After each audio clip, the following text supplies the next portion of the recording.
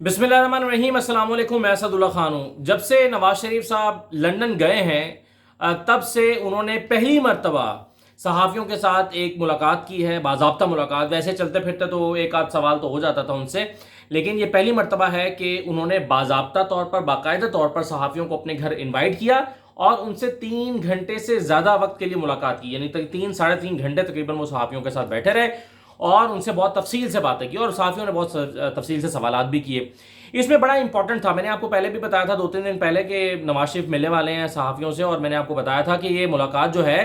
یہ بڑی امپورٹنٹ ہے کیونکہ 2 3 چیزیں ان سے پوچھی جانے ضروری ہیں، اور وہ یہ باتیں ضروری ہیں کیونکہ نواز شریف کے بارے میں یہ سوال ہو رہا تھا، یہ بحث ہو رہی تھی کہ نواز شریف واپس آ رہے ہیں، نواز شریف واپس آ رہے ہیں۔ جاوید لطیف نے کہا کہ نواز شریف واپس آ رہے ہیں، تو یہ بڑا امپورٹنٹ تھا جاننا کہ کیا نواز شریف واپس آ رہے ہیں اور اس بارے میں وہ خود کیا کہتے ہیں۔ تو یہ ڈیفینیٹلی ان سے سوال ہوا جس کا انہوں نے جواب دیا۔ پھر ان سے ایک سوال یہ بڑا امپورٹنٹ تھا کہ بھائی پارٹی جو چل رہا ہے، 2 گروپس چل رہے ہیں، اس کے بارے میں آپ کی کیا رائے ہے؟ شہباز شریف اور مریم کے حوالے سے جو گروپس بنے ہوئے ہیں اس پر آپ کی کیا رائے ہے؟ اور پھر مستقبل کا پرائم منسٹر آپ شہباز شریف کو دیکھتے ہیں کہ مریم کو دیکھتے ہیں؟ یہ بڑا امپورٹنٹ کوسچن تھا اور یہ کوسچن ہوا، اور یہ غلام حسین صاحب نے یہ سوال کیا اور اس کے جواب میں نواز شریف مشکل میں پڑ گئے۔ انہوں نے کیا کہا ہے کانٹینٹ پہ تو ابھی میں بات کرتا ہوں آپ سے، لیکن نواز شریف نے میں ترتیب سے ذرا شروع کرتے ہیں کہ کس انداز میں انہوں نے گفتگو کی، کیا کیا ان سے سوال ہوئے، کیا کیا انہوں نے جواب دیے۔ میں کوشش کرتا ہوں کہ زیادہ سے زیادہ باتیں جو انہوں نے کی ہیں وہ کوئی 10 1 منٹ میں آپ کے سامنے رکھ دوں۔ سب سے پہلے تو یہ جان لیجئے کہ نواز شریف کے ساتھ رائٹ سائڈ پر اسحاق ڈار بیٹھے تھے، اسحاق ڈار کے ساتھ جو ہے وہ ناصر بٹ بیٹھے تھے، ناصر بٹ وہ ویڈیو والے صاحب، اور ایک سائڈ پہ زبیر گل بیٹھے تھے جو کہ برطانیہ کے صدر ہیں مسلم لیگ نون کے۔ تو یہ لوگ بیٹھے ہوئے تھے اور کوئی 15 کے قریب صحافی تھے جن کو انوائٹ کیا گیا تھا چائے پر کل، اور ان کے ساتھ یہ بات چیت ہوئی۔ نواز شریف نے اپنی گفتگو کا آغاز کیا اور تقریباً 40 45 منٹ تک وہ نان سٹاپ بولتے چلے گئے، اور انہوں نے وہیں سے شروع کیا کہ جی یہ حکومت جو ہے اس نے ستیہ ناش کر دیا ہے، دوائیاں غریبوں کی پہنچ سے دور ہو چکی ہیں، حالات اتنے خراب ہیں کہ عوام کے پاس کھانے کے پیسے نہیں ہیں، چکن 300 روپے کلو ہو چکا ہے۔ اس طرح کی روایتی باتیں انہوں نے کی۔ جب وہ یہ بہت ساری باتیں کر رہے تھے تو ایک سوال بیچ میں ہوا، اور سوال ان سے یہ ہوا کہ نواز شریف صاحب اس کا حل کیا ہے؟ انہوں نے کہا حل یہ ہے کہ لوگ کھڑے ہو جائیں، عوام کھڑے ہو جائیں، عوام باہر نکلیں، آپ لوگ کھڑے ہو جائیں۔ تو پھر انہوں نے کہا کہ لوگ تو کھڑے ہو جائیں مگر ان کی قیادت کرنے کے لیے آپ تو ہیں ہی نہیں، آپ تو یہاں بیٹھے ہیں، تو اس کا کیا ہوگا؟ تو یہ وہ سوال تھا جو ان کی واپسی سے متعلق تھا۔ تو اس پر انہوں نے کہا کہ جی میں پاکستان ضرور جاؤں گا، مناسب وقت پر جاؤں گا، مناسب وقت آئے گا میں اپنی پارٹی سے مشاورت کروں گا اور پارٹی سے مشاورت کر کے میں وہاں پر جاؤں گا، لیکن ابھی یہ مناسب وقت نہیں ہے، یہ نواز شریف صاحب نے کہا۔ اور وہ جو کہہ رہے ہیں نا کہ جی وہ اکتوبر میں آ رہے ہیں، نومبر میں آ رہے ہیں، تو یہ تاثر ان کی پوری گفتگو سے کہیں نہیں ملا کہ وہ فوراً واپس آ رہے ہیں۔ ہاں البتہ یہ انہوں نے کہا کہ جی جب مناسب وقت آئے گا تو میں جاؤں گا اور مجھے جانے دیا جانا چاہیے وہاں پر۔ ظاہر ہے کون ان کو روکے گا آنے سے، وہ تو پہلے بھی سب لوگ یہاں پہ پاکستان میں حکومت کر رہی ہے کہ واپس آئیں واپس آئیں، اور کوششیں بھی ہو رہی ہیں ان کے لیے۔ تو انہوں نے کہا کہ جی میں دیکھیں میرے ساتھ کیا ہوا تھا وہاں پر، انہوں نے ایک شکوہ کیا، انہوں نے کہا جی میں پہلے گیا، میری وائف بیمار تھیں، میں اپنی بیٹی کو یہاں سے ساتھ لے کر گیا اور وہاں پر جا کر مجھے گرفتار کر لیا گیا، ٹھیک ہے کوئی بات نہیں۔ اب میں نے کہتے ہیں ایک دن انہوں نے واقعہ سنایا کہ ایک دن میں نے جیل سپرنٹینڈنٹ کے پاس گیا اور کہا کہ میری وائف کی طبیعت خراب ہے تو میری اس سے بات کرا دو، تو سپرنٹینڈنٹ نے کہا کہ جی مجھے آرڈرز نہیں ہے، میں آپ کی بات نہیں کرا سکتا جیل سے باہر، اس طرح سے آپ کی بات نہیں کرائی جا سکتی۔ تو شہباز شریف صاحب کہتے ہیں، نواز شریف صاحب کہتے ہیں کہ میں رنجیدہ ہو کے واپس آ گیا، اور 3 گھنٹے کے بعد مجھے اسی سپرنٹینڈنٹ نے آ کے بتایا کہ آپ کی اہلیہ انتقال کر گئی ہیں۔ تو کہتے ہیں سوچے کہ میرے اوپر کیا گزری ہوگی، اور میں نے کہا کہ میں 3 دفعہ کا وزیر اعظم ہوں اور میری ایک سپرنٹینڈنٹ جو ہے وہ جیل کا، وہ میری بات نہیں مان رہا۔ تو یہ خیر نواز شریف صاحب نے شکوے کیے، یہ وہ بھول گئے کہ وہ ظاہر ہے ایک قیدی تھے، اور قیدی جو ہے جیل سپرنٹینڈنٹ کی بھی اپنے وہ لمیٹیشنز ہوتی ہیں، وہ کیسے ایک قیدی کو باہر بات کرا سکتا ہے۔ تو خیر انہوں نے اپنا شکوہ کیا کہ یہ ہوا۔ اچھا پھر ان سے سوال ہوا ایک بڑا امپورٹنٹ، غلام حسین امان صاحب نے سوال کیا، انہوں نے کہا، غلام حسین امان صاحب 92 کے رپورٹر ہیں وہاں پر اور بڑے متحرک اور زبردست رپورٹر ہیں۔ انہوں نے سوال کیا کہ اسٹیبلشمنٹ جو ہے وہ 18ویں ترمیم کو ختم کرنا چاہتی ہے، اور اسٹیبلشمنٹ کا خیال ہے کہ جو 18ویں ترمیم ہے یہ مجیب الرحمان کے 6 نکات سے بھی زیادہ خطرناک ہے، تو اس پر آپ کیا کہتے ہیں؟ تو انہوں نے کہا کہ پہلے تو نواز شریف صاحب نے کوئی 15 20 منٹ جو ہے وہ بات کی شیخ مجیب الرحمان کے معاملے پر، اور اس نے کہا کہ شیخ مجیب جو ہے وہ اس کے 6 نکات برے نہیں تھے، اس میں کوئی برائی نہیں تھی، کیا حرج تھا، اس کی بات مان لی جاتی، اس کو اقتدار دے دیا جاتا، 2 دارالحکومت بنا دیتے، ایک اسلام آباد کو بنا دیتے اور ایک دارالحکومت جو ہے وہ آپ ڈھاکہ کو بنا دیتے، اس میں حرج ہی کیا تھا؟ تو مجھے، اور انہوں نے کہا کہ جی بڑی زیادتیاں کی ہم نے بنگلہ دیش کے بنگلہ دیشیوں کے ساتھ، بنگالیوں کے ساتھ بڑی زیادتیاں کی، اور اس کی وجہ سے ملک جو ہے وہ علیحدہ ہو گیا، اور آج بنگلہ دیش ہم سے بھی آگے ہے، آج بنگلہ دیش ہم سے بھی آگے ہے۔ یعنی اس کا ذمہ دار وہ شاید موجودہ حکومت کو ٹھہرا رہے ہوں گے، ان کے کہنے کا مطلب یہ ہوگا کہ پچھلے 3 سال میں بنگلہ دیش ہم سے آگے نکل گیا، ان کے دور حکومت میں شاید پاکستان آگے ہوگا بنگلہ دیش سے، کہنے کا تو یہ مطلب ہے، میں نے فیکٹس کو چیک نہیں کیا۔ اچھا، تو اس پر انہوں نے گفتگو کی، اور پھر 18ویں ترمیم پر وہ آئے، انہوں نے کہا کہ جو 18ویں ترمیم ہے یہ بڑی ضروری تھی، ہم نے اس لیے کی تھی کہ آئین کا چہرہ مسخ ہو چکا تھا، آئین میں اتنی تبدیلیاں کی گئی تھیں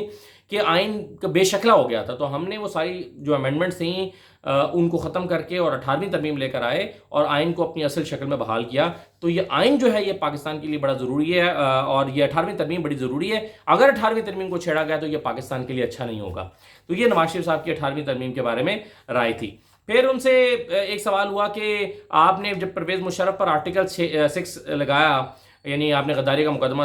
درج کرایا، تو اس وقت لگتا تھا کہ شاید اب فوج کا کردار پاکستان کی سیاست سے ختم ہو جائے گا، تو لیکن آپ نے مشرف کو باہر بھیج دیا، تو بات تو وہیں آ گئی۔ تو انہوں نے کہا کہ جی میں نے کب مشرف کو باہر بھیجا؟ میں نے نہیں بھیجا، یہ تو عدالت نے کہا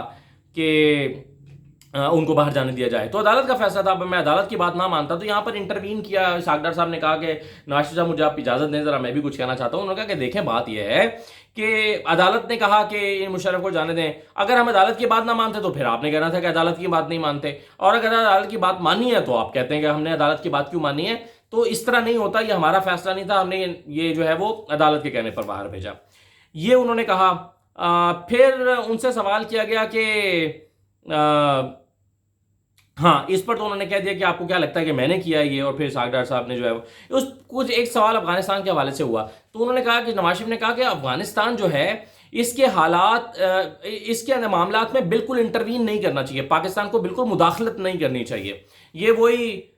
نقطہ نظر ہے جو پچھلے دنوں مریم نے بھی بیان کیا تھا، یہ وہ جس کے بارے میں کہا گیا تھا کہ جی بھارت کی زبان وہ بول رہی ہیں، اور بھارت بھی یہی کہہ رہا ہے، اور پاکستان اور مریم نواز اور نواز شریف بھی یہی کہہ رہے ہیں، مریم نواز نے بھی یہی کہا تھا، نواز شریف بھی کہہ رہے ہیں کہ جی افغانستان کے معاملات میں انٹروین نہیں کرنا چاہیے، بالکل نہیں کرنا چاہیے، پاکستان خود کہتا ہے کہ جی ہم اس کے معاملات میں انٹروین نہیں کر رہے اور نہ کرنا چاہتے ہیں، البتہ خطے میں استحکام کے لیے جو مدد درکار ہے وہ ہم کرتے رہیں گے، اور پیس پروسیس کا پاکستان حصہ بنا اور اس کا بڑا امپورٹنٹ رول تھا۔ پھر انہوں نے یہاں پر یہ کہا کہ دیکھیں جی ہمارے دور میں کیا تھا، ہمارے دور میں جو ہے وہ میرے دور میں واجپئی آیا، میرے دور میں مودی آیا، میری تو اشرف غنی کے ساتھ بھی دوستی ہے، میری تو جو پریزیڈنٹ کرزئی ہیں ان کے ساتھ بھی بڑی دوستی ہے، پھر اشرف غنی نے، کرزئی یہاں پر آئے تو مجھ سے مل کر گئے، پھر اشرف غنی نے ایک ڈیلیگیشن بھیجا میرے پاس، تو میرے ساتھ تو سب کی دوستیاں ہیں، اور اب کے جو وزیر اعظم ہیں ان کے حالات یہ ہیں کہ ان کا کوئی فون نہیں اٹھاتا۔ تو یہ نواز شریف نے کہا، حالانکہ یہ فیکٹ نہیں ہے، آپ جانتے ہیں آج کل تو ایک وزیر خارجہ آ رہا ہے، دوسرا جا رہا ہے، ایک پرائم منسٹر کا فون آتا ہے تو تھوڑی دیر کے بعد دوسرے وزیر اعظم کا فون آ جاتا ہے، اور عمران خان صاحب کو پچھلے 15-20 دن میں جو ہے وہ کم از کم 20 پرائم منسٹرز کے فون آئے ہوں گے، اور کئی وزرائے خارجہ یہاں پر آئے، تو ایسا نہیں ہے جیسا انہوں نے کہا، لیکن بہرحال یہ ان کی رائے تھی کہ آج کے وزیر اعظم کا تو کوئی فون بھی نہیں اٹھاتا۔ تو یہ انہوں نے پھر کہا، ایک بڑی ہی امپورٹنٹ ان سے بات ہوئی جو میں نے تھمبنیل پہ بھی لکھا ہے کہ مریم اور شہباز شریف سے متعلق سوال کیا گیا، اور یہ بھی اگین انہوں نے جو ہے وہ کیا، غلام حسین امان صاحب نے سوال کیا کہ یہ بتائیں کہ آپ جب پاکستان جائیں گے تو آپ کیا، آپ کی خواہش ہوگی کہ آپ چوتھی بار وزیر اعظم بنیں، یا مریم اور نواز شریف میں سے کسی ایک کو وزیر اعظم بنوانا چاہیں گے، اور اگر آپ مریم اور شہباز شریف میں سے کس کو بنوانا چاہیں گے، اور مریم اور شہباز شریف میں سے چاہتے ہیں تو آپ کون آپ سمجھتے ہیں کہ وزیر اعظم ہونا چاہیے؟ تو سب سے پہلے تو انہوں نے تھوڑی دیر خاموشی اختیار کی، نواز شریف نے خاموشی اختیار کر کے، ظاہر ہے وہ یہ ایک مشکل سوال ہے، حالانکہ یہاں پر ان کو یہ کہہ دینا چاہیے تھا کہ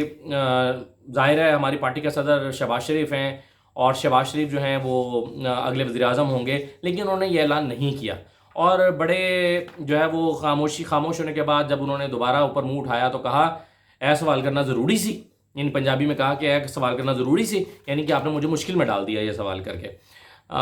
اچھا، اب دیکھیے اس سے یہ بھی اندازہ ہوتا ہے کہ نواز شریف صاحب جو ہیں وہ شہباز شریف اور مریم کے حوالے سے، یعنی ان کے آپشن یہ بھی ہے کہ اگر مریم کا اسلام آباد ہائی کورٹ میں جو معاملہ چل رہا ہے، کیس چل رہا ہے، اپیل چل رہی ہے، تو ہو سکتا ہے کہ مریم وہاں سے جو ہے وہ क्लियर हो जाए, मरियम क्लियर हो जाए और इलेक्शन लड़ने के हाल हो जाए, और इलेक्शन लड़ने के हाल हो गई तो उनको वज़ीर आज़म बना दिया जाए। तो नवाज शरीफ ने ये नहीं कहा कि जी मरियम तो इलेक्शन ही नहीं लड़ सकती या नाअहल हैं, या तो वो तो उनके तो अहलियत का मसला है, तो शहबाज शरीफ ही होंगे। उन्होंने ये नहीं कहा। अच्छा, उन्होंने ये भी कहा, उन्होंने कहा कि आप ये क्यों नहीं कहते कि मुझ पर से पाबंदी हटाई जानी चाहिए। इससे भी जाहिर होता है कि नवाज शरीफ की पहली ख्वाहिश यही है कि मैं वज़ीर आज़म बनूँ, लेकिन अगर मैं नहीं बन सकता तो दूसरी ख्वाहिश जो है वो इस जवाब से अंदाज़ा होता है कि उनकी ये है कि मरियम पर पाबंदी ख़त्म हो और मरियम वज़ीर आज़म बने। लेकिन अगर वो भी नहीं हो पाई तो फिर शहबाज शरीफ तीसरी ऑप्शन होंगे।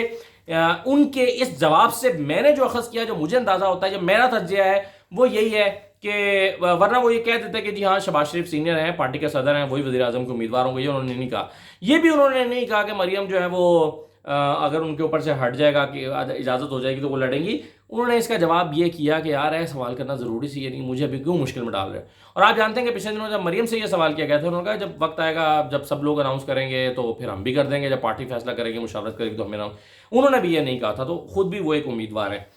तो ये एक है। और सबसे इंपॉर्टेंट बात जो उन्होंने की है एक और, उन्होंने कहा देखें जी मेरी जो लड़ाई है ना वो है सुपर प्राइम मिनिस्टर के साथ। और मैं ये समझता हूँ, और मैं जब भी पाकिस्तान में कोई प्राइम मिनिस्टर आता है तो एक और आदमी आ जाता है, वो कहता है कि जी नहीं सुपर प्राइम मिनिस्टर तो मैं हूँ, यानी प्राइम मिनिस्टर के ऊपर वो आकर अपनी ताकत जमाना शुरू कर देता है। जाहिर है इस्टेब्लिशमेंट की तरफ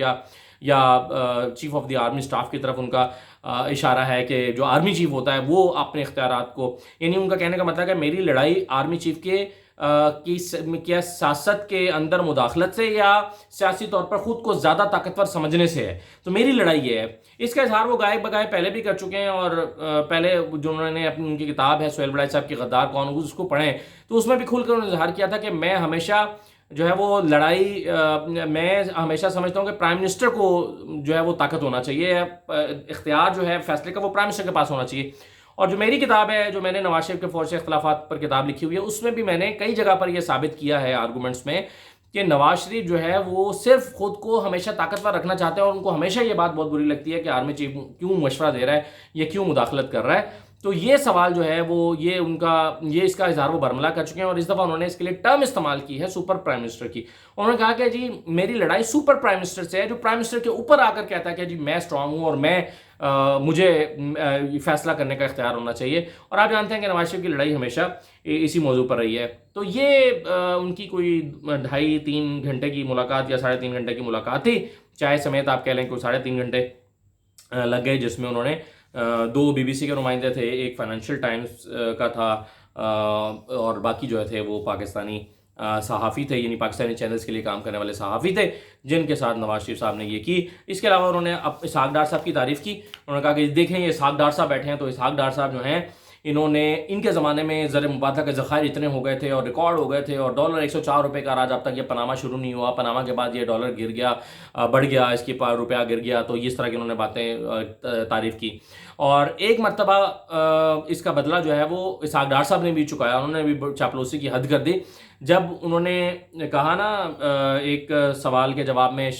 नवाज शरीफ साहब ने कहा कि देखें जी इन्होंने नासिर भट्ट साहब बैठे हैं, नासिर भट्ट साहब ने अपनी जान पे खेल के एक वीडियो स्कैंडल लेकर आए और साबित किया कि पाकिस्तान में जुडिशरी को कैसे असर और रसूख इस्तेमाल किया जाता और ये और वो। उन्होंने नासिर भट्ट की तारीफ़ की और कहा कि इन लोगों को क्या मिला, अब इतनी कुर्बानियाँ देने का क्या सिला मिला, आज ये जिला वतनी कर रहे हैं। तो वहाँ पर बड़ी चापलूसी का मुजाहरा किया इसहाक डार साहब ने कहा। उन्होंने कहा इससे बढ़कर सिला क्या हो सकता है कि एक नवाज शरीफ के दाईं तरफ बैठा है, दूसरा नवाज शरीफ के बाईं तरफ बैठा है, इससे बढ़ के सिला क्या हो सकता है। तो ये उन्होंने जो है वो चापलूसी का मुजाहरा किया